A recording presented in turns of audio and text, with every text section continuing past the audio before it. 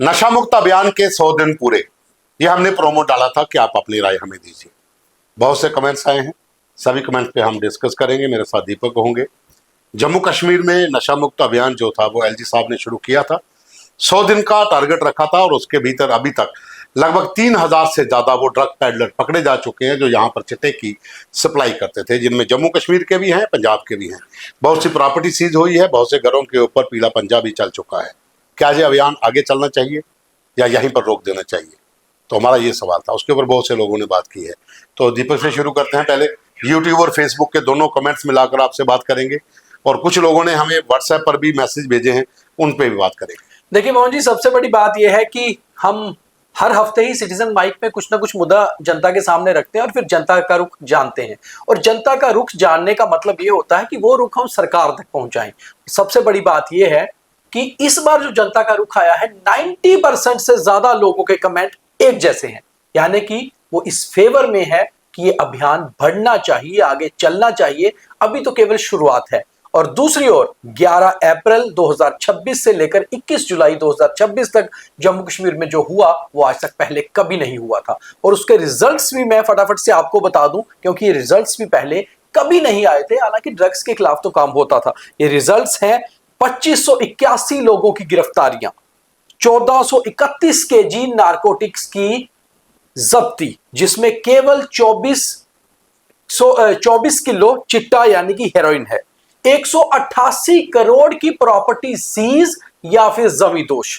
इसी से पता लगता है कि जो ये अभियान था ये कितना सक्सेसफुल, कामयाब था। और इस अभियान को अगर जम्मू कश्मीर के मुखिया लेफ्टिनेंट गवर्नर मनोज सिन्हा ने शुरू किया तो वाकई में जितने लोग थे इसके साथ जुड़े हुए, उन्होंने शाना बशाना पूरा निभाया। और अब जो हमारे पास कमेंट है, बारी बारी से यूट्यूब के कमेंट मैं बताऊंगा, फेसबुक पे पवन जी बताएंगे। मगर जैसे मैंने आपको पहले बता दिया, 90% लोगों का ये मानना है कि अभियान चलना चाहिए। हालांकि तर्क अलग हैं, उन्हीं तर्क पर हम डिस्कशन करेंगे। दर्शन सिंह है हमारे एक व्यूअर हैं, वो लिखते हैं 100 दिन और चलवा दीजिए, यानी कि 100 दिन कम से कम और चलना चाहिए ताकि ये पता लगे कि अगले 100 दिन में अभियान कैसा हुआ। वरुण जमवाल है, वो लिखते हैं सब नशा तस्करों को जेल के पीछे भेजो, सलाखों के पीछे। पवन जी, जो व्हाट्सएप पे हमारे पास मैसेज हैं या फेसबुक पे, यूट्यूब पे, बहुत से लोगों की एक ही राय है कि इस अभियान को और आगे करिए। मदन लाल हैं जिन्होंने व्हाट्सएप के जो हमने नंबर दिया हुआ था अपना स्क्रीन के ऊपर, उसके अंदर मैसेज किया था कि ये अभियान रुकना नहीं चाहिए। बहुत सी जगहों पर अभी भी चिट्टा बिक रहा है, इसमें कोई शक नहीं, अभी भी कई जगहों पर बिक रहा होगा। बहुत सी कंप्लेंट्स अभी भी आ रही हैं। अजय सिंह जमाल हैं, वो भी व्हाट्सएप पे उनका आया था मैसेज कि जम्मू कश्मीर के भीतर वो लोग तो पकड़े गए जो ड्रग पैडलर थे, इनके पीछे लोग कौन हैं उनकी भी आइडेंटिफिकेशन होनी चाहिए, वो लोग कौन हैं। व्हाइट कॉलर लोग हैं या फिर कुछ और हैं, या फिर कोई बिजनेसमैन है या फिर खाकी वाले हैं। अभी तक कोई भी खाकी वाला या व्हाइट कॉलर वाला बड़ा व्यक्ति नहीं पकड़ा गया जो लोग गुज्जर या दूसरे उनके पीछे सपोर्ट करता था। ये सवाल भी एक वाजिब सा है, क्योंकि बहुत से लोगों को पकड़ा है, लेकिन लोगों का जो कहना है कि वो लोग जो है, जो बड़े मगरमच्छ हैं, वो अभी सलाखों के पीछे नहीं पहुंचे हैं। कुलदीप सिंह है, वो लिखते हैं अभी बहुत कुछ करना बाकी है, 100 दिन प्लस और करने जरूरी है। यानी कि इस अभियान को अगले 100 दिन भी चलाइए और फिर देखिए कि इन्वेस्टिगेशंस कहां तक पहुंचती हैं। विवेक हैं, वो लिखते हैं अभी बहुत लोग अरेस्ट होने भी बाकी होंगे। जाहिर सी बात है, क्योंकि अभी पेडलर्स ज्यादा पकड़े गए हैं, स्मगलर्स भी पकड़े गए हैं, पर वो स्मगलर्स कहां से जुड़े हुए हैं? क्योंकि बहुत बार हमने ये देखा है कि पंजाब से इस और कई सारी ड्रग्स आती हैं और यहां से पॉपी, स्ट्रॉ, अफीम जैसी ड्रग्स पंजाब जाती हैं। तो ये जो इंटरस्टेट नेक्सस हैं, इन्हें तोड़ना भी बहुत जरूरी है। रंजीत सिंह लिखते हैं आगे देखो बड़े नेता भी फंस सकते हैं अगर अच्छी कार्रवाई होगी। जैसे पवन जी ने कहा, बहुत सारे लोग इस चीज को मानते हैं। और एक बात और है, इन्वेस्टिगेशन आगे बढ़ेगी, शायद ये सामने आए कि नेता लोग नहीं शामिल थे। ये भी जरूरी है। ऐसा जरूरी नहीं है कि हम किसी पे उंगली उठाते हैं तो उंगली हमारी सही ही हो। इन्वेस्टिगेशन के बाद चीजें पता लगती है। अशोक लंगरे अखनूर से वो लिख रहे हैं कि गवर्नमेंट को इसको एक्सटेंड करना चाहिए, 100 डेज पार्ट 2।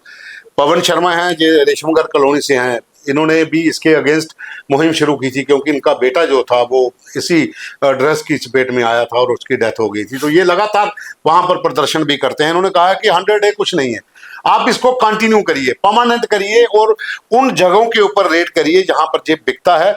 बहुत सी लोकेशंस हैं यहाँ पर अभी भी बिक रहा है। तो पुलिस को ये भी चीज़ ध्यान में रखनी चाहिए कि अभी भी बहुत शहर के भीतर या बाहर के इलाकों में ऐसे स्पॉट्स हैं जो ड्रग हॉट स्पॉट है, जहाँ पर ये बिक रहा है।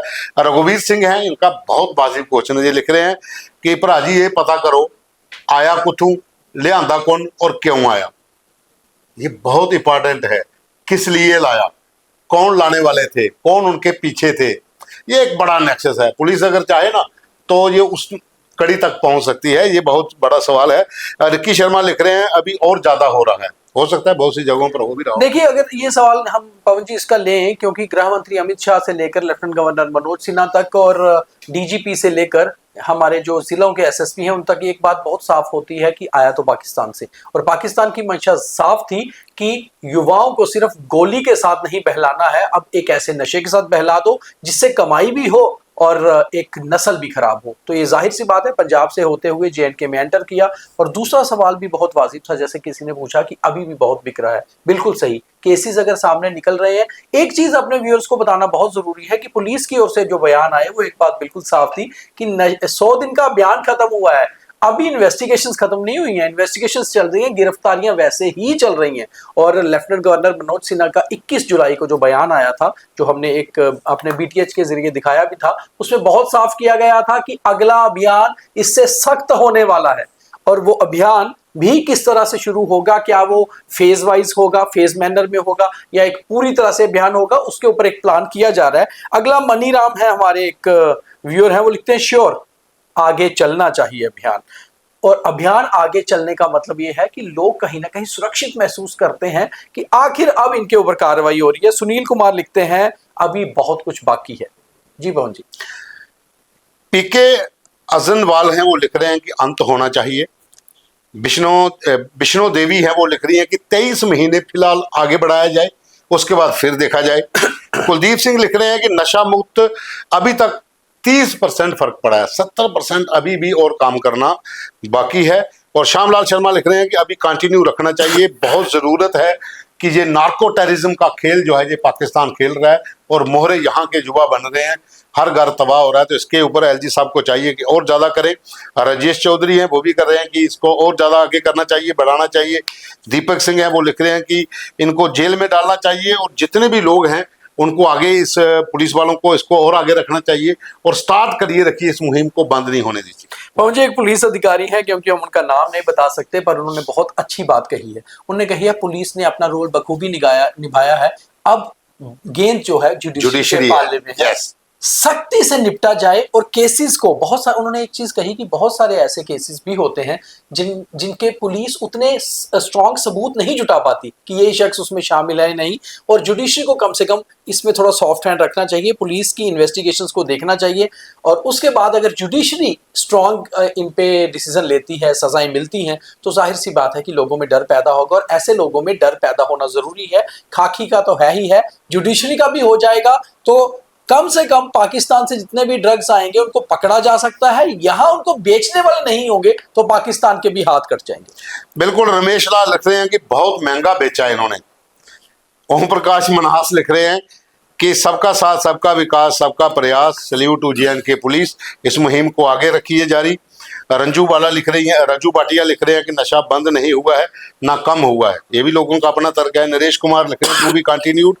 उसके बाद काका चिब है, वो लिख रहे हैं अभी बहुत बड़े बड़े ड्रग्स सप्लायर छिपे हुए हैं, बहुत से लोग अंडरग्राउंड हैं। ये इनका पॉइंट सही है, बहुत से लोग अंडरग्राउंड है। और एक यहाँ पर लिख रहे हैं कि जुडिशरी वाला, जैसा दीपक ने कहा, वो बहुत इंपॉर्टेंट है। ये लिख रहे हैं रमन शर्मा, ये कह रहे हैं कि जब पकड़ा जाता है एक लाइन लिखी जाती है, हेरोइन लाइक सब्सटेंसेस, तो वहीं से बचने का एक तरीका जो है वो खुद पुलिस दे देती है कि जब जांच होगी सैंपल की फिर लिखा जाएगा कि ये चिट्टा था या नहीं, जबकि वो मशहूर ड्रग पैडलर है, उसके पास से पाउडर तो मिलना नहीं।